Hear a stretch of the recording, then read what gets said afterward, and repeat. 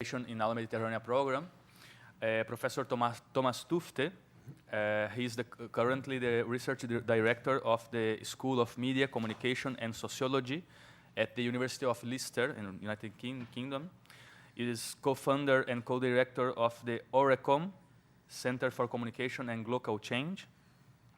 He also serves as senior research associate to the University of Johannesburg in South Africa.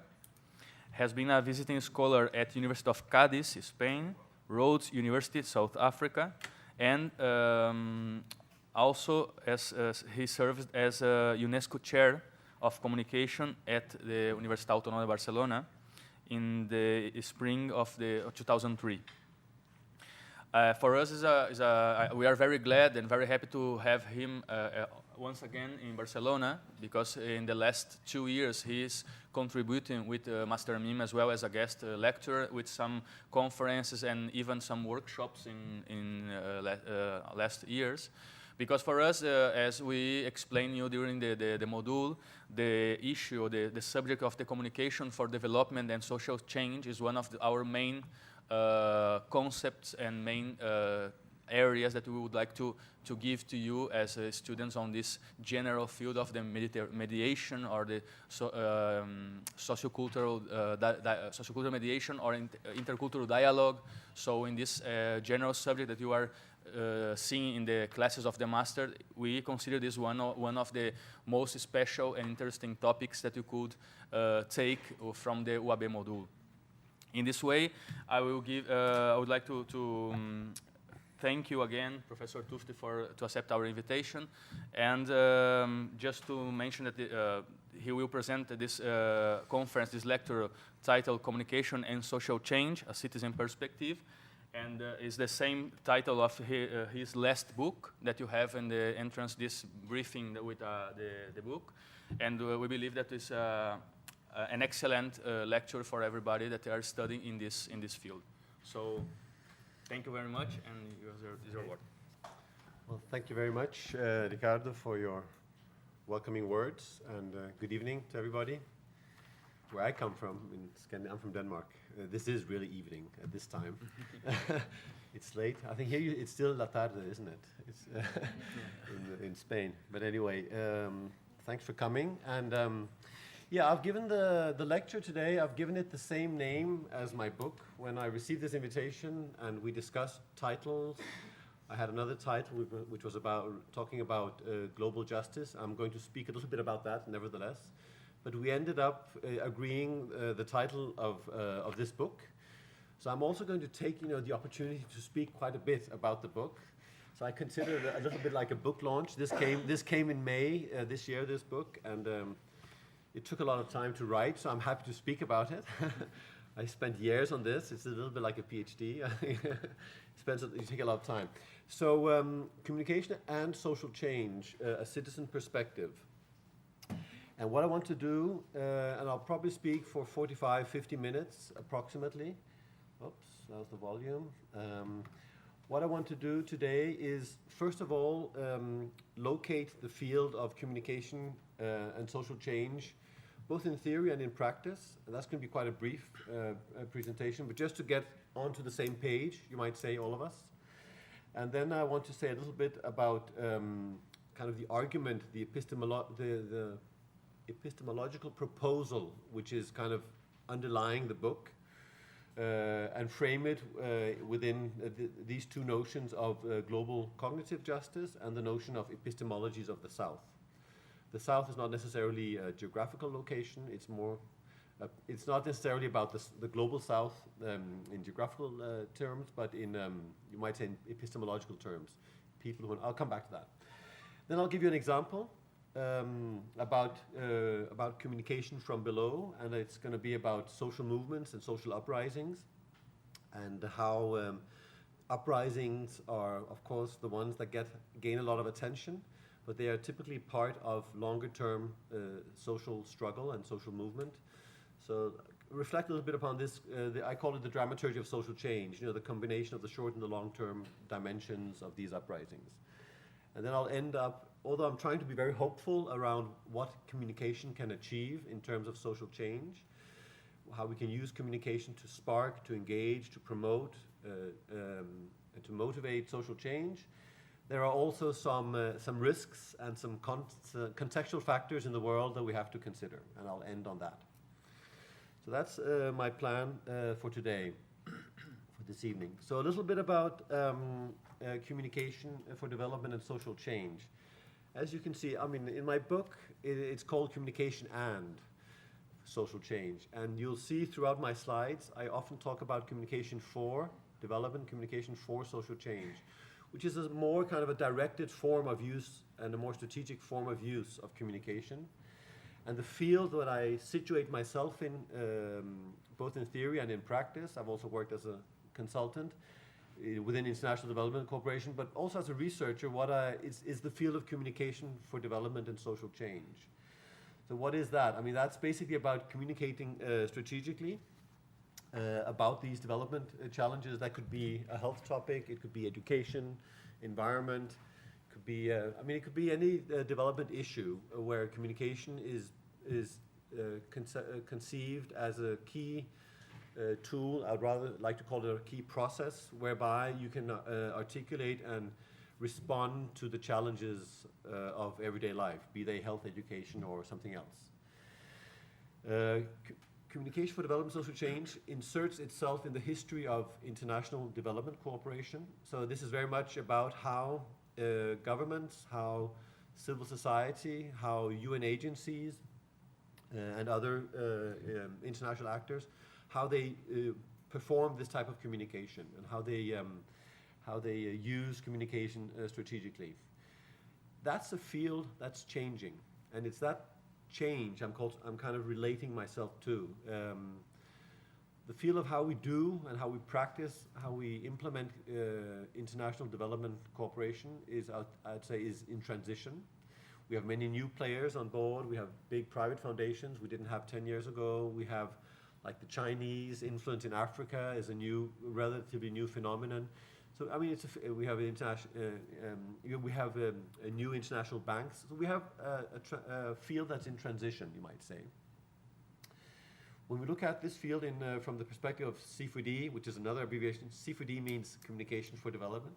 When we look at this field from the Communication for Development perspective, there have been like historically two key conceptual pathways, which is one which is more about spreading information, using communication to diffuse information and messages, and the other is very much about using communication to engage and to include and motivate people.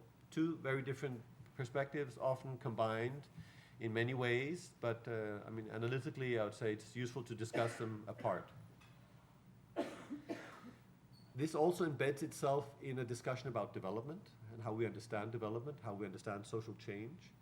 And I would say today there's never been any consensus around our understanding of development. But just flagging a couple of other dimensions that are, I would say, contesting the dominant Western paradigm of, I would say, linear market-oriented development, which is, I would say, lies in a lot of the international development agencies. Contesting some of that dominant paradigm are notions like Buen Vivir from Latin America, which is a Latin American, I would say, perspective on development. Much more, I would say, more holistic and more focused also on sustainability. A Bhutanese concept as gross national happiness, which it's a happiness indicator for development, for change. So it's a Buddhist country, Bhutan, and they have happiness as their ultimate goal. So it's not about economic growth; it's about happiness. The Chinese approach, which I'm still struggling to grasp, but it's the mix of a spiritual foundation and a market logic, and trying to build those together in the way and it's a very long-term perspective, very long-term. So I think that's also bringing new perspectives. Then you have concepts like Human Development Index, which is it's more than that now. It's almost 30 years old as a concept that the UN system developed to diversify, look at development not only as economic development but also as social and the other factors, the softer factors of societal change. And the etc., you can unpack that into many others and a lot of discussion around that. We won't have time to go into that right now. I won't, but we can take it in the discussion if you want. So, a time of transition and also a time where there's a growing focus on, I would say, development is also being, long-term development and focus on that is being challenged by some of our more recent humanitarian crises and some of the conditions we see around the world where, for example, questions around forced migration or fleeing from conflicts has become has gained significant attention. So it's also about, it's about war, conflict, and crisis, human crisis, more human-driven conflict and crisis, but we also have the natural crisis. All of that also leading to a stronger emphasis and focus on emergencies and on quick response, where communication plays a different type of role than in the long-term societal change process. So in that's all I'm going to say about kind of the general introduction to the field of communication for development and social change. But in that, let me flag two issues which I would say have sparked my interest and which this book kind of grows out of what happened from, I would say, from 2010-11 and forward, where you saw this global rising of a lot of new social movements emerging, or insurgencies emerging, like the 15M here in Spain, but also many others around the world. Not only around the Mediterranean, which I'd say is, but yes, many around the Mediterranean, but also elsewhere. I mean, I think the schools in Chile or the students in South Africa more recently, many students, Malawi, which I refer to in my book, Mobilization. So many other places as well across the globe. Brazil, I'll talk a little bit about Brazil in my presentation. So you had, and why do I talk about this? Well, I think the social movements, they are reflecting the crisis in our understanding of development, and they're also, they're an echo of the crisis of development that I think we are experiencing at a global level, which has to do with the financial crisis in 2008, but not exclusively. It's also about the model of development that characterizes our society, our global society. And the movements we see, or we have seen in retrospective the last decade or so, they're bringing some new visions, some new perspectives to, what development is about, what visions of development people have, what feelings people have about being included or not in this processes of change. And this other point, the next point about, and they're using social media or the media in novel and I would say quite creative ways.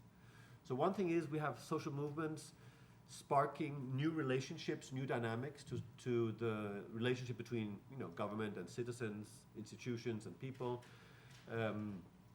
but also a new way of communicating for social change.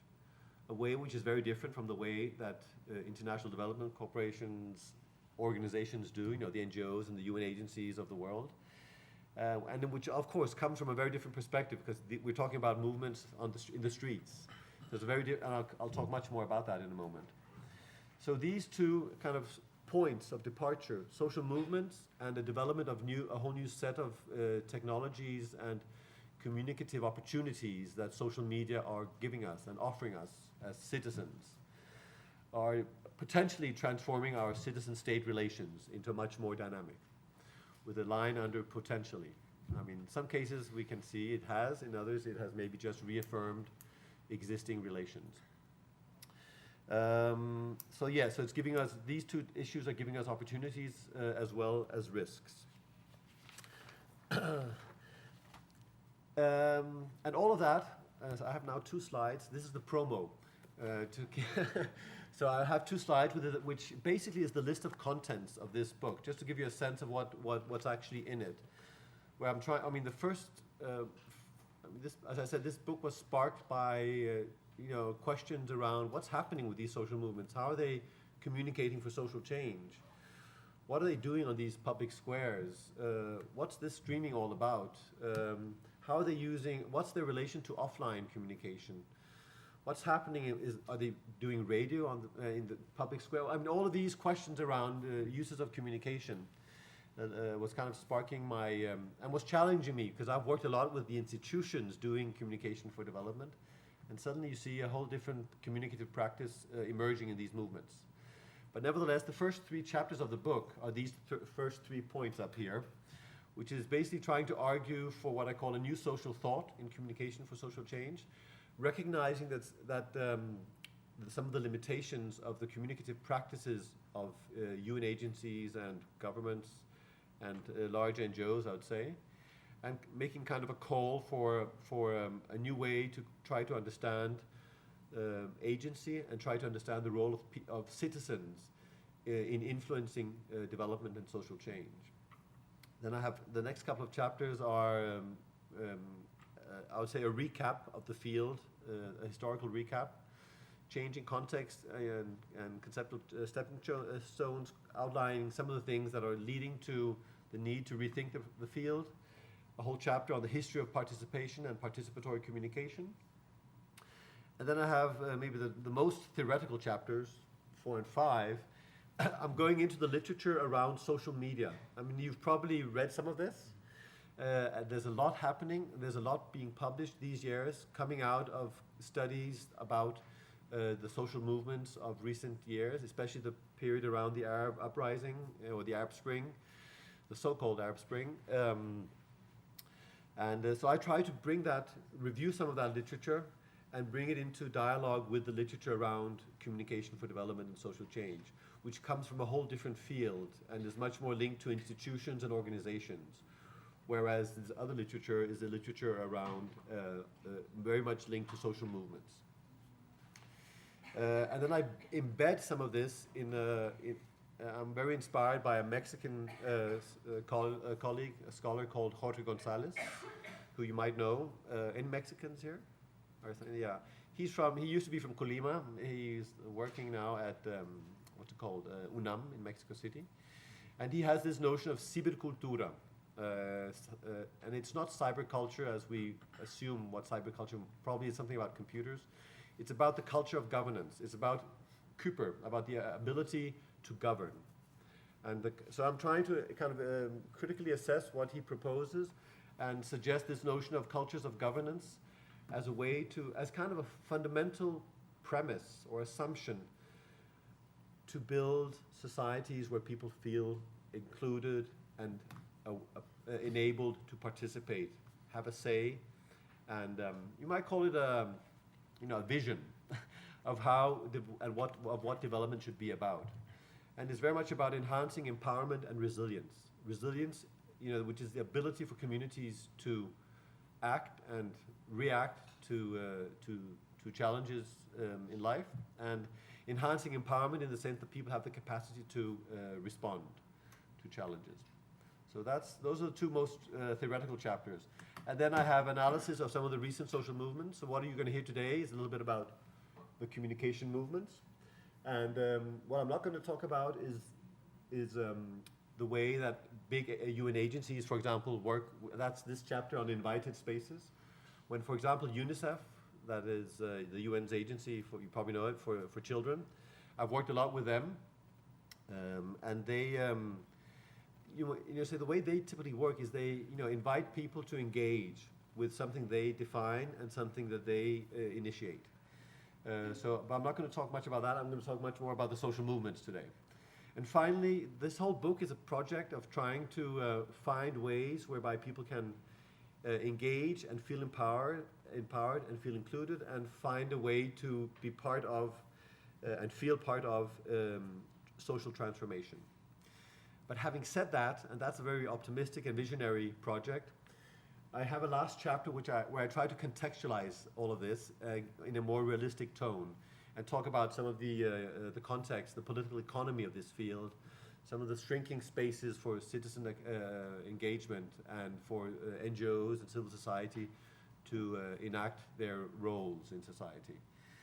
And that's the book.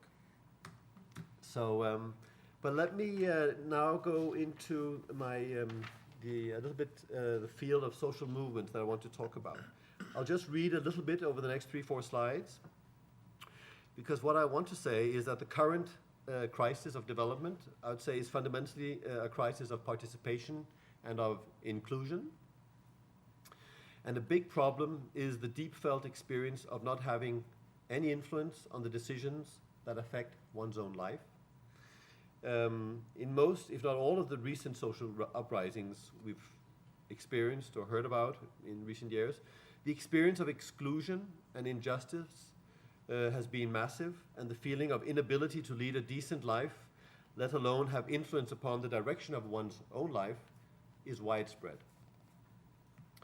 Now, the unresolved conflicts and the development challenges of this kind, they speak to a fundamental shortcoming in today's, what I'd call a dominant economic, growth-oriented, and market-driven model of development. It's fundamentally a crisis of participation and inclusion, as I said, but it's also a crisis of communication. So it's also a crisis of the right for all to communicate, to voice their concerns, and not least to be listened to by decision makers. So catering to this crisis, or this crisis of development, the Portuguese sociologist Boaventura de Sousa Santos, I don't know if you've read anything of his in the course, in your course? No, in the Yeah, course yeah, not, no. but we Oh, have you've heard, okay, well anyway, I'm quite inspired by some of his work. He has developed this, as you probably know then, this quite ambitious project to formulate what he calls an epistemology of the South. It's a social science project which critiques the dominant discourse in modern science, and it suggests alternative epistemological pathways.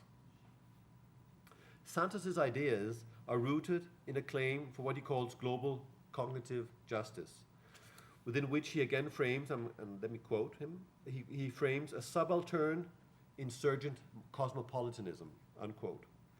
And by this he refers to the, quote again, the aspiration of oppressed groups to organize their resistance and consolidate political coalitions on the same scale as the ones used by the oppressors to victimize them, and that is at a global scale, unquote. So now in elaborating this subaltern insurgent cosmopolitanism and this epistemology of the South, in elaborating the foundations for this, Santos develops what he calls an epistemology of seeing. And he contrasts that with what he calls the dominant epistemology of blindness. So the blindness he refers to is a blindness to all the absences, all the needs and injustices of marginalized groups in society. And the epistemology of blindness, he argues, is what has led to the historical process whereby a particular form of knowledge has come to dominate. And he calls it knowledge as regulation. And that has come to dominate over what he calls knowledge as emancipation. Santos's proposition for a knowledge as emancipation entails an understanding of the emancipatory as a common sense project. That is, and I'm going to quote him again, it is constructed so as to be appropriated in a privileged way by oppressed, marginalized, or excluded social groups, and actually strengthened by their emancipatory practice, unquote. This is kind of the most difficult part of what I'm going to talk about today. Just don't worry. And here we are at the heart of Santos's epistemological project. It offers a conceptual foundation for a social and a political practice where the citizens are listened to and engage in knowledge production for the common good. Now, central to his approach is this acknowledgement of other forms of knowledge. I'm going to speak quite a bit to that. And that's knowledge such as the lay knowledge, popular knowledge, urban knowledge, peasant, indigenous, women's, or religious knowledge. However, to allow these forms of knowledge to develop requires the right to communicate, to speak out, and to be listened to. So if we translate this knowledge as emancipation, or this epistemology of seeing, if we translate that into an approach and practice in my field, in communication, then the core challenge lies in enhancing communication practices whereby these other forms of knowledge and experience are articulated, are made visible, and have impact upon the processes of decision-making and social change. So, the crisis of development cannot be reduced to technical questions about how we best craft communication interventions. It's not a technical problem. So governments, transnational agencies, NGOs, and social movements are all today, they're all faced with the challenge of reversing negative spirals of social change. And this puts also a strain upon the kind of research that's pursued and supported, and it has pushed research even more towards what's a common notion, which is the notion of administrative research. And it generates, where it's about generating evidence of impact, for example. So if we wish to argue for an epistemology of seeing reflected in social research and communicative practices, then these two principles stand out. First, it's the emphasis upon principles in our field, you might say, of communication research and practice. The first emphasis is the emphasis on a non-media-centric agenda, which is oriented towards understanding communication practices in everyday life and sensitive to the structural determinants that influence these practices. So such a non-representational communication model views communication as social practice. And the relation between communication and social change is then less about media representations and more about social actions. It orients the focus of the practice of communication towards a broader social agenda, where the actual communicative practice becomes an empowering experience, a transformative experience in itself. And the second principle is to view media uses and appropriations as active sense-making processes. So although all sense-making activity is not about citizen engagement, an active sense-making approach can enhance the right and the opportunity for all to communicate. It entails citizen-driven social change processes, It entails citizen-driven social change processes as emerging from the development of localized knowledge bases, information systems, and communication practices. That's kind of my theoretical delivery for today. I'm not going to, and I had to read that because that was it's pretty complex, but I think it's also an important point of departure for us to understand what I'm going to speak more about now, which is the example that I brought, which is about, as I said, these recent social uprisings, and that I frame within this notion of dramaturgy of social change, which I'll come back to. And this is an example of communication from below. But it's also an example we can use. I mean, these social movements I'm going to talk about is also an example of how to. It's an invitation to think about how we should understand these moments of insurgence that we've seen in Egypt, Turkey. I mean, all these other places, Occupy movement here, and many other places. So it's an invitation to think about those movements from in a much more longer-term perspective. And to do that, I bring this notion of the dramaturgy of social change into the equation, because I think for me, dramaturgy, I did my PhD on soap opera, on Brazilian telenovelas. So if you want to talk about telenovelas, we can talk about telenovelas. But that's not what I'm talking about today. But from studying fiction, I gained quite an interest in the processes of storytelling, and in also the dramaturgy. What makes a good story? There's a dramaturgy link to it. But we can also use dramaturgy to because there are moments, there are peak moments, and then there's the long. A telenovela goes on for ages and ages and ages, and that's kind of the long process of everyday life, where you also have your struggles, you also have your moments, your difficult moments. Then you have a small peak, and then at some point, you reach some of the targets in life that you've set yourself. You can do that as a person, you can do that as a society. And here I'm talking about the dramaturgy of societal change. And if we talk about this notion, we can also connect these immediate peak moments, you know, when we occupy the square, Plaza Catalunya, for 2 weeks until the police comes and throws us away, or whatever, you know, and link that to the global, the broader analysis of what's wrong, what's happening in the Spanish society in that case. So peak moments and longer term change. But it's also about the small story and the big story. So it's also about micro-narratives and meta-narratives and how they're composed and how they're represented. You know, we can also talk about that, you unpack that if we talk about the dramaturgy and narration. And finally, you know, in any good soap opera, telenovela, there's a power play, there's a role distribution, there's an emotional charging of the characters, there's a choreography, there's a director. You know, there are many roles in this process of narration or of storytelling. And that also counts for the drama and the dramaturgy that unfolds in a social transformation process. That process has its ups and downs. It has, you know, its power plays, and all of these elements I would say are embedded in many of these movements and that are part of the broader struggle for social transformation and for what we might call positive social change. Having said that, let me just quote Alberto Milucci, an old social scientist, from Italy, who has worked a lot on social movements, and you might have read some of his work here, I don't know, but he says, and I think this is an important point to take with us in this analysis, that movements are not occasional emergencies in social life that are located on the margins of great institutions. In complex societies like ours, movements are a permanent reality. There's always, I say, small insurgencies or small movements or movements going on.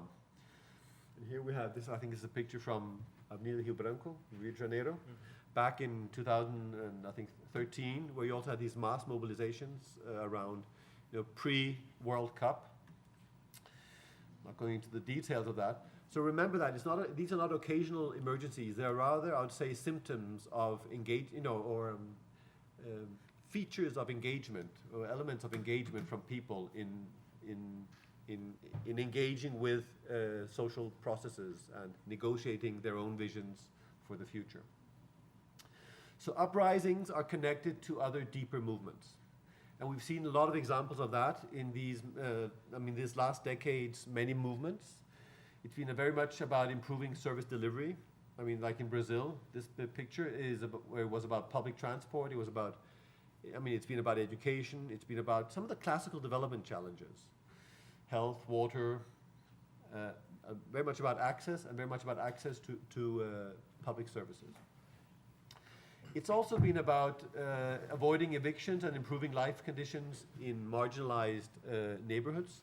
So you might say that's about urban living. It's about quality of life.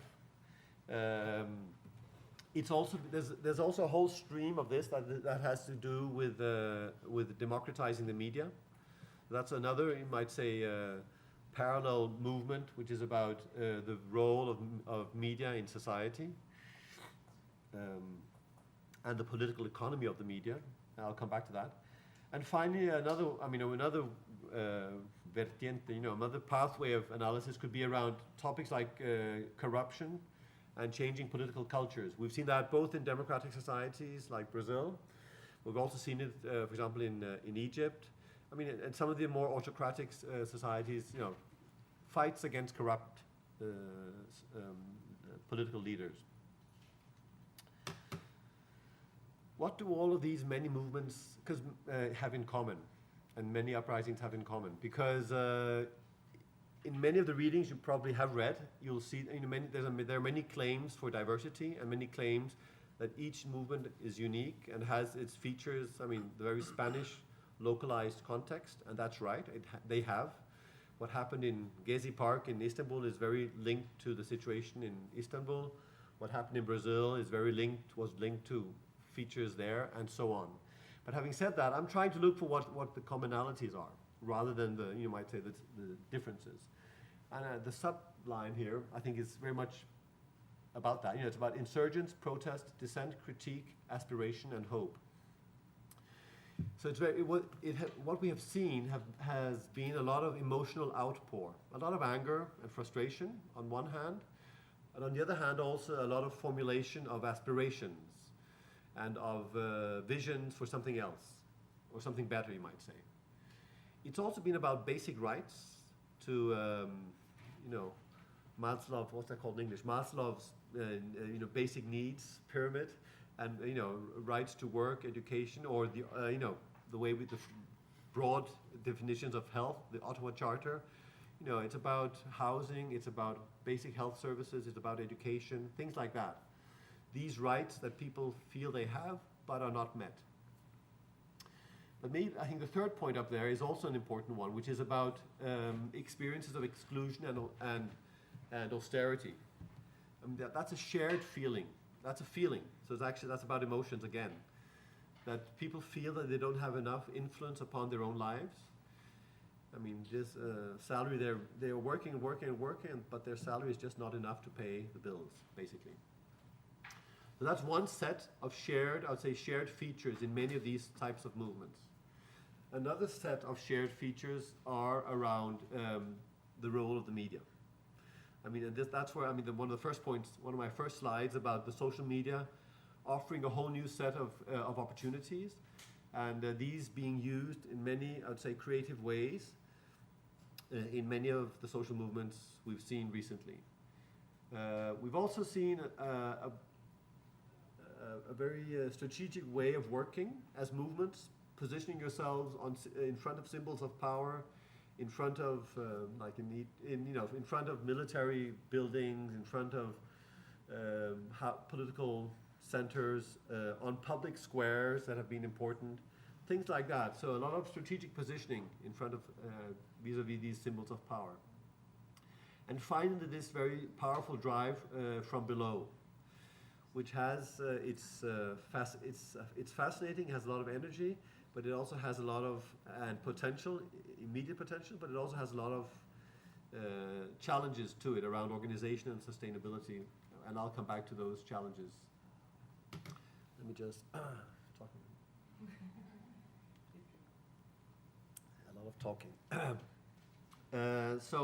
Experiences of fear and uncertainty and insecurity is also a commonality, I would say, this shared experience. And that, I mean, and there I'm introducing this concept of human security, linked also to, I would say, ontological security, which is about this freedom from fear. I'm quoting here, which describes it's a condition of existence in which human dignity is realized, and it's not only about material security, you know, the house and the education and the you know, access to health, but it also has this non-material dimension to it. You know, about the ability to, you know, to have an overview of your own life and manage your own life. So it's both these, you know, it's these civil, political, economic, social, and cultural rights that lies in this notion of human security, and that's the one that also is challenged. If you look at what characterizes many of these social uprisings, it's been this challenge towards both these feelings of, well, this material dimension, but also the non-material dimension of human security. So I think a lot of this comes together around this notion of experience movements. That is not mine. That's a guy called Kevin MacDonald, who way before the Arab Spring and whatnot, in 2006, coined this term of experience movements. And I would say it's an indication of like what I call a new grammar of social movements, where this is not only about representation. We're not represented. We need somebody to represent us in parliament, in our workplace, you know, trade unions, political parties, whatnot, other forms of representation. It's not about that. It's also about that, but it's far from only about that. It's more about the second point, which is this point about reclaiming the bodily experience. It's about feeling that you're part of processes of change. I mean, it's kind of challenging the feeling or the experience of not having been able to participate. Yes, you can go home, you can go down and vote every 4th year, or here every 2nd month. But you can go and vote, But that's only that's a very symbolic or token form of participation. So I mean, this type of, you saw a lot of this type of, you know, performance going on in many of these movements. Here, this is Brasilia, you know, where they play with people and the shadows on the buildings of Congress. But you've seen a lot of it also here in the Indignados movement and in many other movements. These ways of playing and of performing and of engaging people in cultural and artistic and performative action, which to me is about this embodiment of practice, and where that becomes a way to be present and to be engaged and to be part of these movements and feel that you're part of a process of transformation. So this also speaks to, this is about moving beyond the political opportunity structures, which is typically what social movements have been framed like. I mean, they're about, you know, conquering space and getting and opportunities to, you know, form. Many historical social movements led to political parties, trade unions, and similar forms of organization. And obviously the political opportunity structures are fundamental in a democracy. And you've seen it here with the social movements here leading to a number of formation of a number of new political parties in Spain. But this is also about other opportunity structures. And here you have, on one hand, you have Bart Kammertz more recently coining the notion of mediation opportunity structures. You know, so the opportunities that are formed and created thanks to your, you might say, the way the media are used, and carve out spaces and opportunities to be visible, to be part of a process of change or a movement. And mediation also goes all the way back to Jesus Martin Barbeiro's notion of mediation as a negotiation of powers and of discourses. And you have many mediating factors that influence your practices in everyday life. And I think Kammert's notion of mediation opportunity structures is actually quite useful to think with, to kind of understand that this is not only about political opportunity, but it's also about, I might say, media opportunity, the opportunities the media platforms offer you. And late Roger Silverstone, he coined in his last book this notion of Mediapolis as what he calls a dialogic space of potential. And Mediapolis as a space, some have criticized him a little bit the way people criticize Habermas, that, you know, it's maybe too much of a, you know, a normative and ideal form. He formulates this as a dialogic space of potential for for citizens to come together and a civil society to come together and formulate, you know, visions and actions for social change. Yeah, I'm not going to say more about human security. I can see I'm running a little bit late. How much do I have still? How far? Do I have another 15? Can I go another 15? 10 minutes. 10, 15, yeah. Yeah. Okay, let's skip. I've talked about you. Let me say a little bit just to wrap up on the. I mean, one of the things we saw in many of these movements, and very much here in Spain, was that the public square was transformed to a vision of society. We saw new ways of governance, you know, meeting every day, daily assemblies. We saw committees for this and for that and for everything. Committees, you know, with political proposals and cleanup teams and whatnot. We saw the sharing of knowledge. We saw a lot of cultural activities going on. And fundamentally, I think we saw this intense and emotional community experience performed and enacted over a few weeks in many places, mainly the two big places, I think, in Madrid and Barcelona, but not only. And this not only in Spain, but also in other places. For example, in the Gezi Park in Turkey, you had some similar experiences. So I mean, and that was an enactment of a different way of being together, a different way of taking decisions, a different way of producing knowledge, a different way of also engaging with culture, and so on. And so all of these movements we've seen, what type of if we go back to communication for development and social change, where you have to be able to measure your outcomes, what's the result of your communicative intervention? Well, I would say there were a series of tangible, observable outcomes, such as the fall of presidents and the formulation of new constitutions, especially in Tunisia, for example. Fall of presidents, various places. The saving of a park in Istanbul, the avoiding of some evictions in Rio, the forming of political parties in several countries, the achievement of representation. These are all very tangible, observable outcomes. But I think maybe more important, before we become too pessimistic about what happened later, I think we should also look at some of the intangible outcomes. Transformed spaces of dialogue, the courage to speak, the sense of empowerment, the feeling of aspirational feeling of human security, and the ability to act.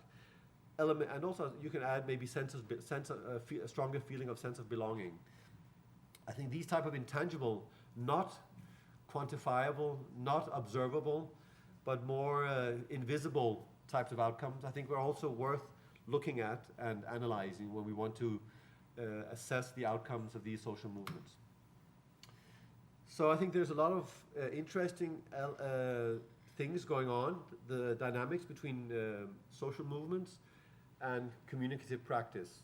And I haven't, there's not time to go into the details of that, but I'll tell you there are also some challenges linked to these interesting movements and communicative practices. And these are challenges of organization, of leadership, of media activism, of how to construct narratives, and of forming new public spaces. Let me quickly run through them before I wrap up. I mean, there's a lot of, I talked about that already. There's a lot of challenges around organizing for social change. And big organizations, they have money, they have work plans, they have people, they have capacity, they have structures in place. A social movement doesn't have, it starts with very little of all of that. So obviously a movement has at least in an insurgency, has a limited life. It's not going to exist forever, the occupation of Plaza Catalunya. How long did it last? Maybe 3 weeks. Well, of course, then it found the movement, I would say, probably will say it found another way and another form of working. But sustainability remains a big challenge. One of my colleagues from Westminster University, Anastasia Cavada, she's worked with about the mediated forms of organizing, these, both the discontent, the resistance, and the political action. She tries to find ways whereby, she identifies ways whereby these movements use the media, to negotiate membership, to organize, to structure their way of organization. For example, an organization like avaz.org, which she has analyzed. Do you know avaz.org? You probably all, they consider me a member because I click on it from time to time, but that's a very particular notion of membership. Because I click on something that I'm in favor of a few times, does that make me a member?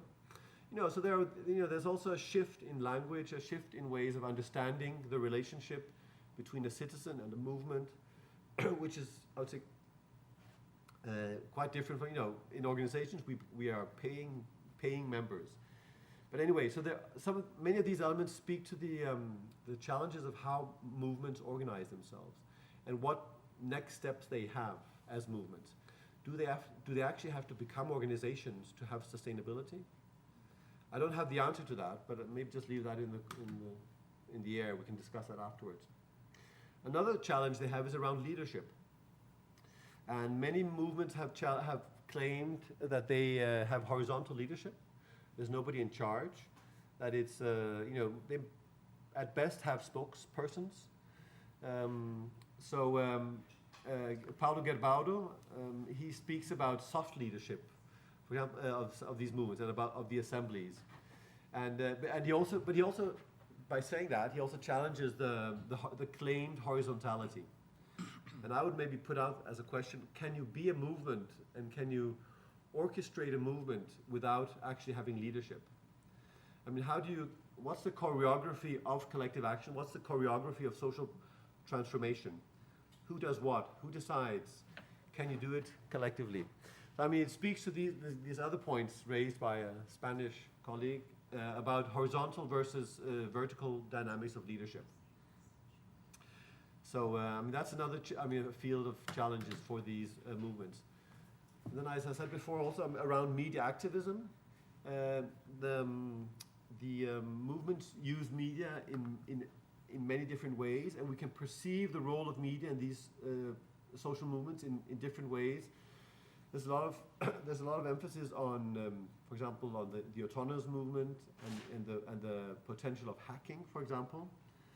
There's a lot of analysis of how new social media offer you opportunities to for aggregation, crowdfunding, crowdsourcing opinions.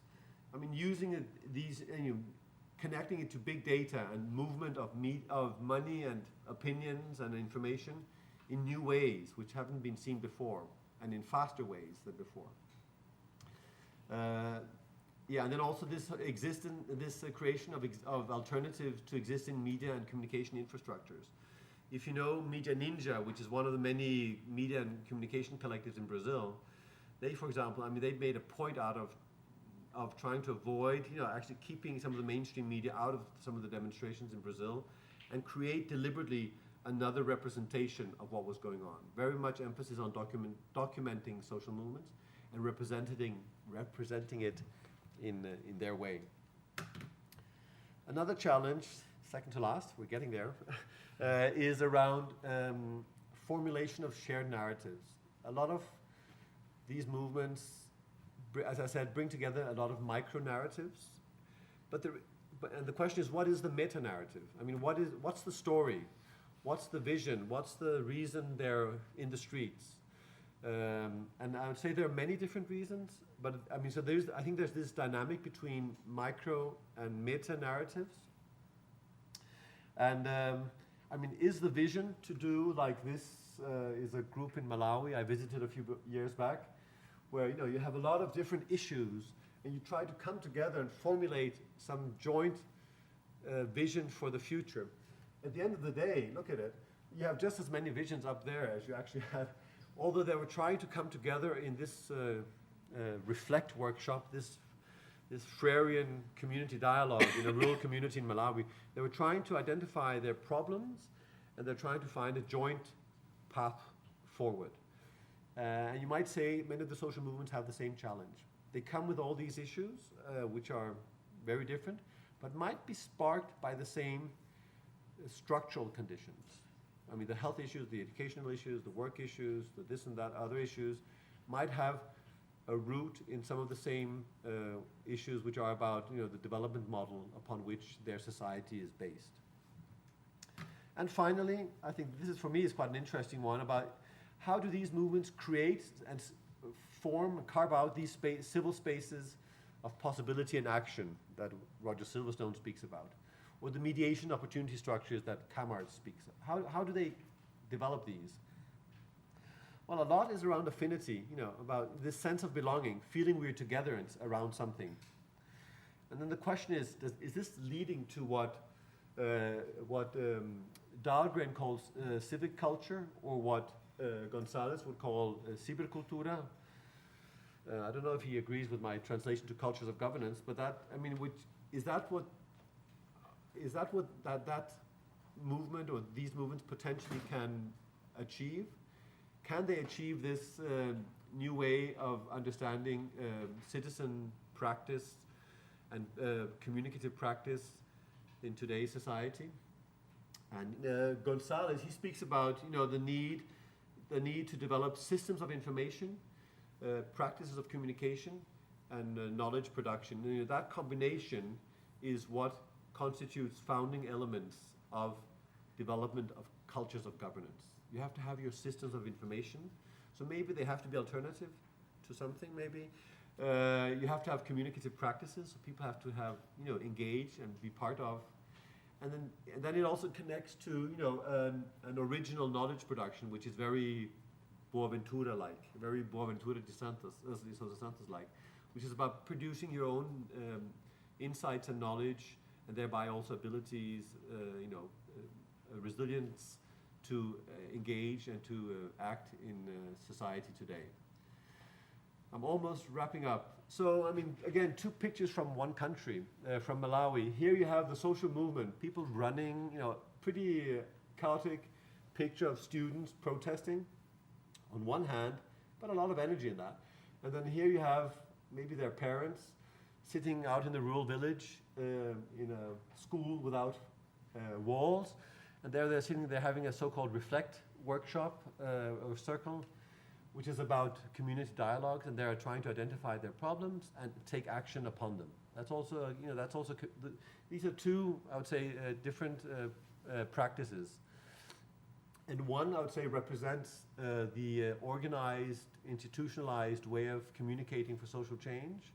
And the other one is maybe a representation of what social movements are doing. And at the end of the day, the question for me, at least, was, because I'm working on this, trying to maybe challenge the way organizations think around their relationship to citizens. It's about trying to get organizations like UNICEF, that I've worked a lot with, to think a little bit more about their way of practicing communication.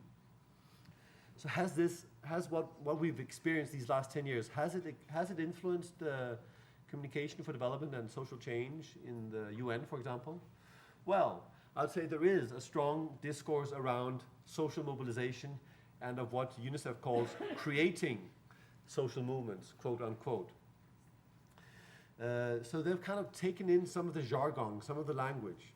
You probably all know, NGOs 10 years ago, 15, they didn't speak about activists. Today, I think most NGOs, when they talk about their members, they talk about they all have activists. So there's a shift in language occurring, which I think is, we have to think about it. Is it just a shift? Is it just a shift of language, or is it also a shift of perspective of how we perceive the role of the individual? And the fact of the matter is, the guy who we've just published, I wanted to make another last promo, which is for the Journal of Communication, just put out a new special issue on communication and collective action that I co-edited with Rafael Obregon. He's the head of communication for development at UNICEF in New York. He's an academic, but he's also a practitioner. So we jointly put together this issue, which kind of represents, this willingness, I would say, from the world of international development cooperation, to find ways to handle and to incorporate what we see going on out there in the social movements. This seems to be about collective action. This seems to be about activism. It's even about digital activism. It's about mobilization.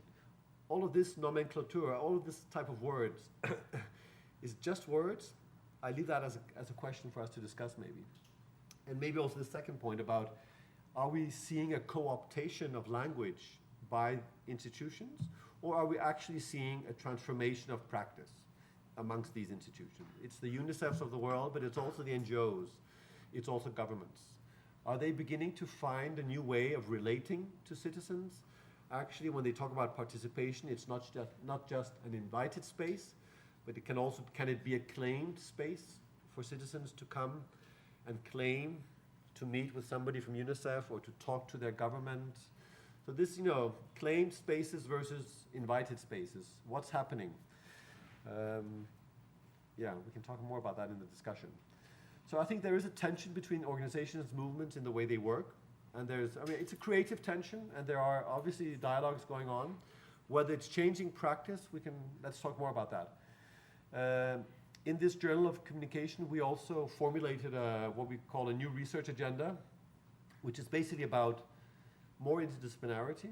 It's about listening, capacity to listen and to produce more sense of being better at producing about sense making when you have campaigns and whatnot.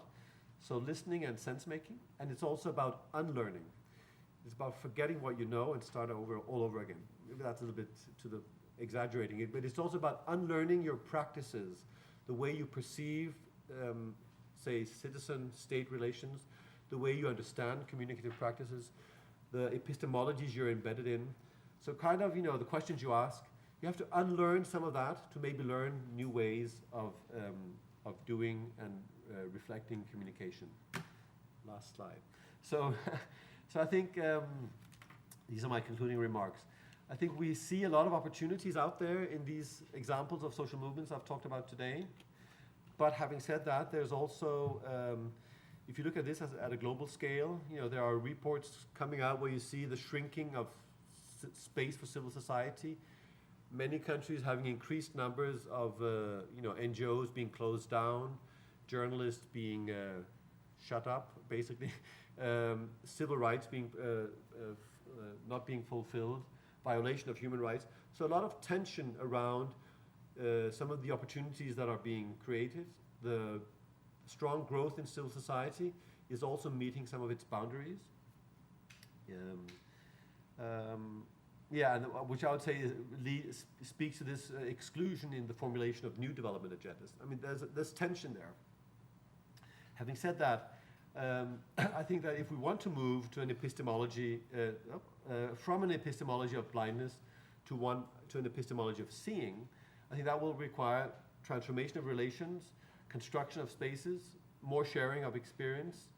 In addition to that, also a new research agenda, like I very briefly just outlined. So I'll stop there. Thank you.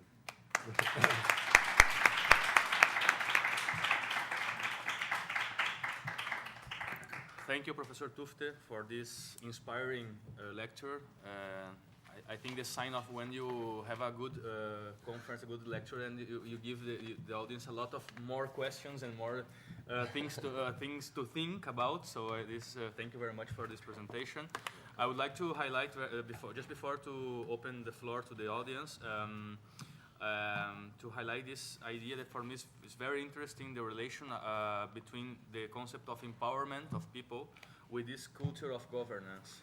I think this idea is very important, especially today when the United States government is debating to cancel, to quit or to finish with the neutrality of internet. And I think this is a very serious issue that is not having more space on the traditional media, but the government of the United States is, I don't know, I couldn't verify if they approve or not, but they are. Today? Yeah, today was the day, yeah. the day. So they are talking about the possibility to take off this neutrality of the internet, and it seems very curious, at least curious, in the moment when people are is raising the empowerment of people through internet, that some government are studying to include some difference of power or difference of facilities in the internet. So I think it's very a worry issue for us as citizens and as communicators and researchers or anybody. Yeah. But yeah. So now it's your turn. So questions, comments, everybody's welcome, please. When you make some question or comment, please introduce yourself to our guest and make your... And maybe also what country you come from. I'm exactly. curious. Just your name or your country and your studies. Okay. Okay. First. Yeah. Yes. My name is Elvira. I'm from Barcelona. I studied psychology. Okay. And okay. Hola. Yeah. Sí. When you mention the importance of finding this common root in all the different narratives concerning the different communication for change process, I don't know, in my case, I personally think that there is a common root and is connected with the global economic system. What do you think about it? Do you think that the organizations are ready to address this problem? Because I know that addressing this topic, it implies changing the whole system. Yeah. So, but I think it is the common root of all the... That's a big question. Yeah. But, well, I tend to agree, because you've seen all of these social movements, and I kind of, I mean, you could put a starting point around 2009, 2010, but you could also go further back, and you could say that, the World Social Forum that took place in Porto Alegre a number of times from, well, actually it started, I don't know, I think the first one was actually when in Seattle in 1999, one of these big UN meetings, I forget which one, I think, was it WTO, came together, the World Trade Organization. And then parallel to that, you had a lot of mobilization, because let me go further back. Since the early 90s, we've had a tradition for big UN meetings. So, you had 92, you had Eco 92 in Brazil, you had 1995, World Social Summit in Copenhagen, 94 in Cairo, sexual and reproductive health, women, whatnot. We've had many, many social summits in the 90s where the growing civil society in the world made parallel events. So there's a whole history of social mobilization within an organized form, parallel to the decision makers, which I would say culminated in the World Social, what's it called? The World Social Forum, that then became the brand of Porto Alegre. I think in southern Brazil, you had like 100,000 people, organizations, activists coming together like 3 or 4 times before it started moving around the world. Where you had activists basically coming together around topics, that's my point, that had to do with what you're talking about. So I think, which was very much about a reaction to the intensity of globalization. So the intensification of, process of globalization we've seen that are historic, but that are becoming, more intense these years. And which I think, and that response was a response to, you might say, the global economic system, as you call it, which then, I would say, after the World Social Fora, which kind of, I think they're still happening, but much smaller and with much less attention, they kind of moved into this phase of social, the Arab Spring and whatnot, what came from around 2009-10, how we've seen ever since, which it's part of this dramaturgy of social change. And I think you're right that there is a narrative, a fundamental narrative in it, which is a critique against, maybe it's an economic system. And maybe not everybody articulates it as you do, but they articulate it in their lack of access to services, transport. Bus ticket is too expensive. The clinic is too far away, or, there are many different ways of expressing it. But I think you're right. That there is a common narrative. For me, I would call that it's the development model, the model of development that our modern societies are based on. And I would say since the 80s and up till today, you've also seen the role of the market, of the free market, gaining a growing influence and becoming today almost a natural given, an assumption that the free market, of course, what else? And it's not being questioned anymore. So I think that speaks to what you're saying. So yes, the short answer is yes. I think there is a common narrative. The first World Social Forum in Porto Alegre, I covered as a journalist. Oh, did you? Yeah. So what year was that?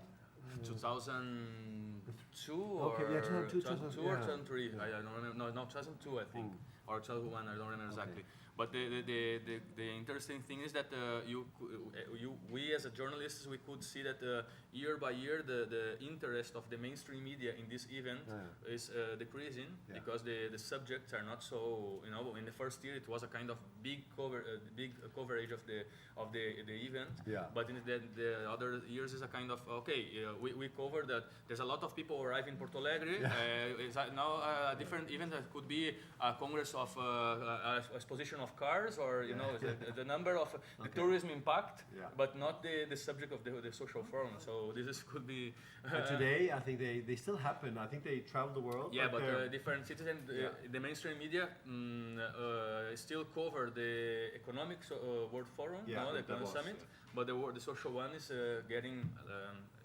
less attention in the same way. Okay, more questions? Yeah. Hello, my name is Caterina, I'm from Italy. First of all, I would like to thank you for this inspiring conference. I think it was a really good way to close our module in Barcelona. I would like to make you a question based on a personal experience. It was the first time that I experienced the social movement before being able to define it as a social movement. Has been my experience in Greece in the humanitarian response to the refugee crisis. And it was really interesting because due to the unresponse of the government and international action, a lot of grassroots movements have emerged and insurged. It was really interesting to see how many people, many initiatives just born from these kind of experiences. And it really impressed me to see the diversity and of this movement. After 1.5 years of experiencing it, I really like when you talk about the embodiment of practice, because I could really see like how people, as me, I experienced this, like how I felt part of the process of change. But then when I came back to Italy, I also experienced what was the challenge of building a meaningful shared narrative. So I just like realized how actually this social movement can be how can they just like live within themselves? They cannot englobe the outside world.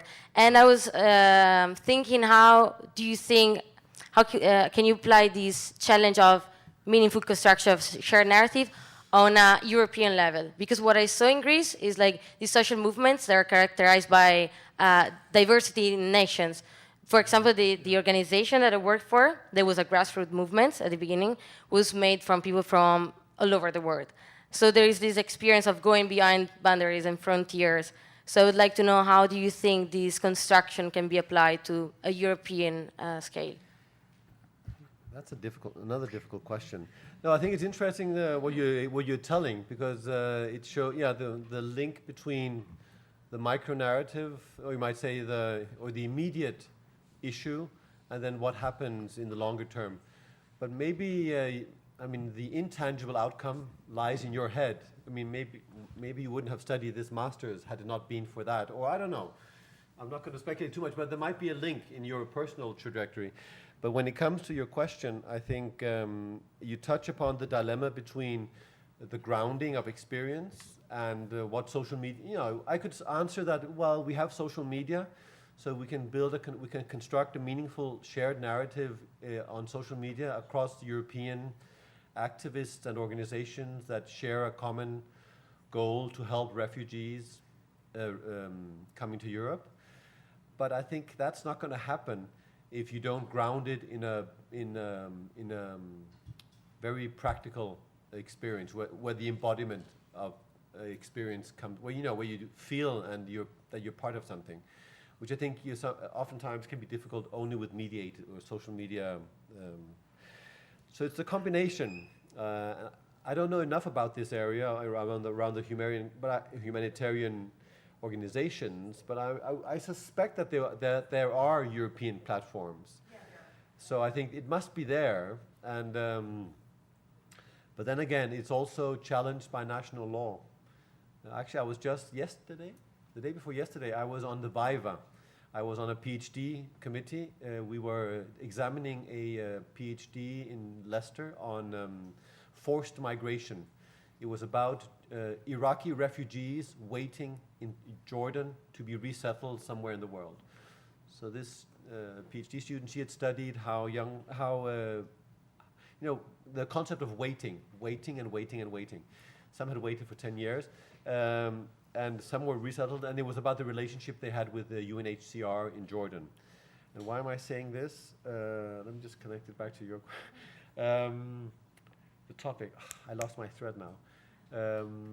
No, but anyway, no, it's about, it's about the national constraints, because UNHCR is there as a platform, as it represents the whole world. You know, the UN is the United Nations organization this is about humanitarian response. So they represent the whole world, and in principle, there you go, you have your platform. But in practice, it doesn't work like that. The refugees, and at the end of the day, when they waited long enough, they found their own way to Europe. And then they are met by many different national boundaries. So despite, a European Union, each country has their own policy on this topic. So you're also questioning, you're speaking about the difficulty of formulating a meaningful European narrative, which is also about the way we've constructed our European Union. So I don't know. So I think it's you're asking a difficult question about how to construct this shared narrative. And the combination of maybe sharing experiences in national countries, in Italy with Denmark and the UK and Greece, and then obviously using these platforms to maybe. Let me give you one last anecdote, which is from a guy called Kevin Robbins, who is an old media scholar, famous British media scholar. He did back in the 90s, he did a study of Turkish migrants to Europe. And that was just people migrating to Germany, to here and to there, to Denmark and whatnot. But what he did for the first time was he looked at how suddenly you had about 4 million Turkish migrants in different countries in Europe. I remember the figure, I was impressed. And then they were beginning to act, despite being in different countries, they were beginning to act as a collective. So as a joint force influencing European policies. So, I mean, I think you could maybe argue along those lines in what you're asking for. That people engaged in humanitarian response across nations in Europe could find maybe a joint narrative in one way or the other. Yeah. Difficult, but. Just to rectify, 2001 was the first World Was Social it? Forum. 2001. I'm getting so old, so Oh, I yeah. don't remember. And That's a long time ago. regarding just this subject of refugees that you mentioned now, I was some weeks ago and a few weeks ago in a conference in Bilbao, and there was a very interesting speech about the infrastructural violence against refugees, and is based on this concept of Rogers and O'Neill, 2012. They talk about depriving refugees of their devices, debilitating their connectivity in the refugee camps or during the ways, and killing refugees for their online activities. And for me, it was very interesting ideas and a subject to think about, not only on traditional problems or issues that they face in this area, but even this infrastructural violence, because for them it is so important to have a mobile phone to connect with their family as to have food or health or clothes to wear. So it was for me a very interesting idea that they talk about in this conference. And they present a platform, if you want to consult later, a platform called infomigrants.net. It's a platform that has the support of some European or supranational organizations, and is a kind of platform to talk about the subject, but to give support to migrants as well. But they mention as well the problem of that you mentioned in your lecture about the crisis of the truth with the different publics or collectives with the communication field or the media, because in different refugee camps they observe that the refugees are they don't trust in the media or any kind of organization or project that is connected to the European Union or European countries, for instance.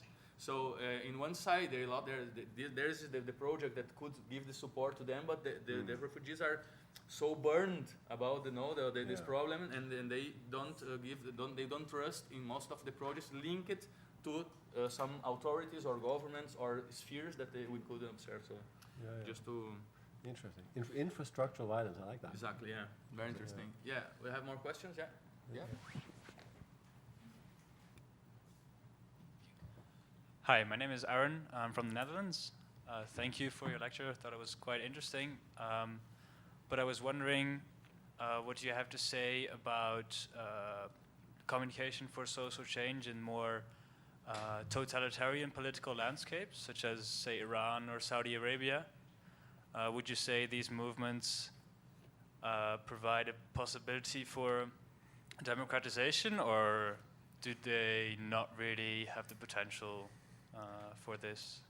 What, the movements that oppose the authoritarian regimes? Mm-hmm. Yeah. Well, first of all, let me just say that when you talk about communication for social change, even, I don't know, some extreme right-wing movement is also communicating for social change. And that bothers me because it complicates my the conceptualization of this. Of course. So some people choose to talk about positive social change. Yeah, that could be one way around it, but I think, so that's, I mean, there's a whole discussion about what we mean when we say social change, and who do we include and who do we exclude, which is maybe questioning ourselves and our way of, our own normativity when we assumed norms, and values when we talk about it. But having said that, so that's just a complicated parenthesis. But Iran and Saudi Arabia, I don't know, when I say 2009, that's the year where you had some of these mobilizations in Iran, which I'm not quite sure, I haven't followed enough, but there's a person, Annabelle Shreberny, a scholar from SOAS in London. She's written a book about it. If you're interested specifically on Iran, I think her book is from around 2010, 2011. I think it's called Blogistan or something like that, which is about some of these bloggers that. No, I think she called it Blogostan or something. I'm not quite sure, but it's about the bloggers in Iran during the uprisings in 2009. But you could, could you add Egypt to this list? If you do that, then you could say, there's been ups and downs in what happened in Egypt from 2011 and onwards. But despite many, I think, quite negative interpretations of what has happened in in Egypt, I would still like to emphasize some of the intangible outcomes. That in the short term, we've had maybe, there's been a negative spin to some of the aspirations lying in, making Mubarak fall from presidency, and then all of the aftermath, problematic, maybe at least to those who were in the movements, definitely. But if you look at the long term, you might say there's a whole new generation, a little bit like your example from the humanitarian experience, what you were talking about. I think, yes, hi, Katerina. Your experience, it gives a whole new generation of people an experience, an embodied experience, which they might carry into what else they do. But you're talking about places that are complicated. And what's the reason? And Saudi Arabia, yeah. So I don't have an easy answer to. I remember I once did an interview many years ago with Paulo Freire in Brazil, and this was in 1987. I was a young student, and he was, this guru, pedagogical maestro. And then we interviewed him during the land occupations in Brazil. This was the very beginning, 1987. This was urban occupations in Sao Paulo. And then he just said, yeah, this is difficult, but we have to be impatiently patient. I think it's a little bit what I've been talking about today, about creating space, discursive space, space for action. And in countries like Iran and Saudi Arabia, maybe you have to be impatiently patient to kind of carve out a space where you can talk, where you can act, where you can meet, things like that. And you might say the social movements, that's what they did here in Plaza Catalunya for a while. That's also a carving out of a space. So maybe that's, an idea to these. But I think it's complicated. Here we have it. The book by Annabelle Shreberny is called Blogistan, The Internet and Politics in Iran. The Internet and Politics in Iran. Okay, so we are a bit out of time. If you have another last question, yeah? Here with last one. There's one there as well. There's another one question that we make the two. Yeah. Sorry? No, okay, we can make these two last one and he answered both of the questions. Okay, yeah? Okay. Good evening, everybody. My name is Pedro. I'm from Colombia. Thank you, Professor Thomas, for your lecture and your proposed for ideas. Edgar Morin proposed an idea for the planetary man, in Spanish, el hombre planetario. I don't need to exactly translate for an English. And he proposed some idea for global anthropology. When I study the communication for develop, I know that these topics for the communications is the showcase for some problem socials to work and is very interesting for teens. So the question is that. So what is the propose for the communication for develop in the anthropologic topic? What is the value for propose to build that? From an anthropological perspective? Yeah, for example, what is the values for the communicate? Wait.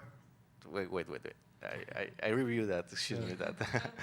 So, what is the anthropological propose for the communication for develop to build this planetary man for that?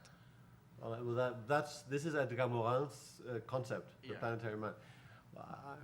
Maybe I'm not the right one to answer that question. I mean, when I made the argument in my, about the research agenda, I said we needed more interdisciplinarity. And in a book I edited last year with a colleague, Oscar Hamer, we had a book out called Voice and Matter. We spoke about, it was a book where we had about 15 texts, and I think 6 or 7 of those texts were from anthropologists. And we were talking about the ethnographic turn in this field. Because if I understand, you're asking about the role of anthropology, basically, in C4D, in communication for development, if I understand you correctly. I mean, when I talk about interdisciplinarity, I talk about the need for understanding of how people produce senses when they are, involving themselves with communication practices and are exposed to communication initiatives. That is very much an invitation to anthropologists. It took anthropology a long time to get interested in media. We were qualitative media scholars that already back in the 80s were doing qualitative audience analysis, while anthropologists didn't, think about. So it took them a while, but now you have a strong trend. I would say now you have quite a strong trend of anthropologists that understand the media, the world we live in. We need to understand mediatization. We need to understand, and we also need anthropologists in communication for development. We need them to help us understand the context, especially the cultural context in which a lot of these international development agencies, when they work in Malawi or in maybe a country like yours, Colombia, or in Myanmar, then they are typically you have experts from often Western, but non-local experts working with lack of cultural sensitivity or knowledge or insight. So I mean, I don't know if I'm answering your question, but anthropology has a key role to play in C4D, in communication for development practices, definitely. Okay, last one. Yeah. Hello, Hi. my name is Laura. I'm from Brazil. Okay. And where in Brazil? I'm from Fortaleza in the north. Oh yeah. My question is related to one of the questions that you said during your presentation. Because during the uprisings in the 2013, there was this, I felt like there was this big movement that there was a lot of hope in it, but somehow ended up dying. And my question is, based on your knowledge, what do you think, what is the end for most of these movements? Because in Brazil, there was this uprising, but somehow there was also these mechanisms that later were posed as a way of, hold these movements back. An example of that was one of the laws that they passed before the Olympics, where they passed this terrorism law. Yeah. And somehow it was an easy way to criminalize social movements as well. In your experience, what's the tendency? Yeah, I'm getting too many difficult questions. I think that's a difficult one because, and now in Brazil you have these counter movements, or you have these, I forget the name of it, the abbreviation of this right-wing movement, something BL, what's it called? MBL? Yeah, isn't it? Yeah, which I think is, I mean, but when you're asking about what happened in 2013 and the aspirations, I think it would be a little bit the same answer I gave before, that it gives a lot of people an experience, which I think we all have that. that without, when we are young, typically we get experiences that mark the rest of our lives. Like Umberto Eco once said, that's more about your research. You conceive one good thought, and you can philosophize on it, and you can work on it the rest of your life. And I think it's the same with practical experience. So nobody can take away that experience from all those people who were out there. But having said that, how does it feed into social transformation in Brazil today? I think that's really difficult to answer. I know Brazil best from the 80s and the 90s. And what happened there in Brazil, I think it was a very slow transformation. And some of the positive sides of it, you have results still today. For example, the participatory budgeting that I write about also in this book. I think that is an outcome of participatory engagement, in the pro-democracy struggle in Brazil in the 80s. That's a very short answer, or a short interpretation. And you can maybe say that you might find traces of what happened in 2013 emerging over the coming years. But of course, the law you're referring to is a barrier for things to unfold. So I think this is also about the cultures of governance that Gonzalez speaks about, which is about the longer-term resilience of communities and people. It doesn't come overnight. So yes, there might be an unfortunate law, but it's still you're still, I think, in the process of developing resilience, developing empowerment and experience and senses of inclusion. That's going to take time. Yeah, so it's a difficult question to answer. Very short, because we need to close they need to close here the room. Yeah. Sorry, very short. Really short. How can we feel engaged if we are grown up as Facebook profiles? If we're not what? If we are grown up as Facebook profiles. Yeah. Well, close your Facebook profile. Maybe I'll. So, just give your name, please. Yeah. So just introduce yourself. I'm Anna, sorry. Okay. Anna from Italy. Yeah, it's a difficult. Yeah, but maybe you should close your Facebook profile or do something else. But no, I'm not saying that social media, and that's hopefully represented in my presentation, I think have a very central role to play.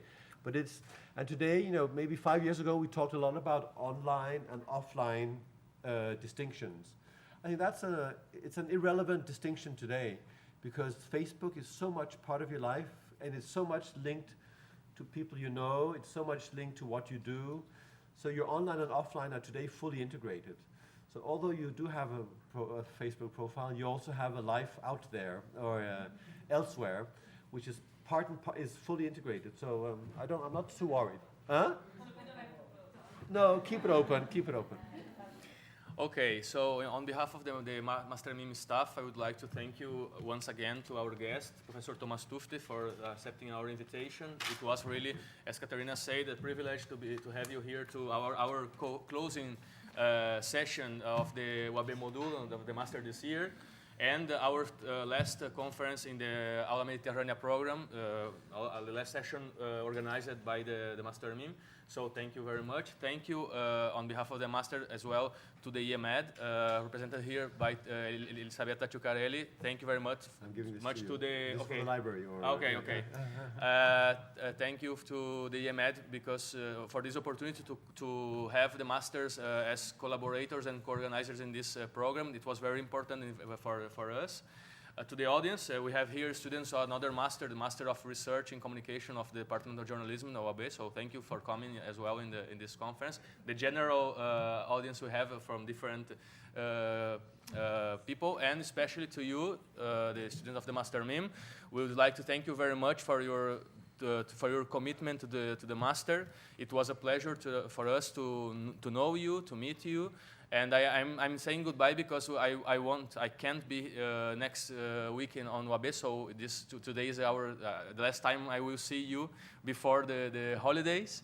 So I would like to thank you very much for your participation, especially for those who are here until the end of the conference. You are here at the last minute, so thank you a lot.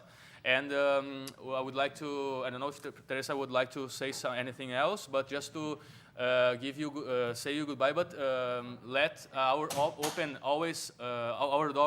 always open to you.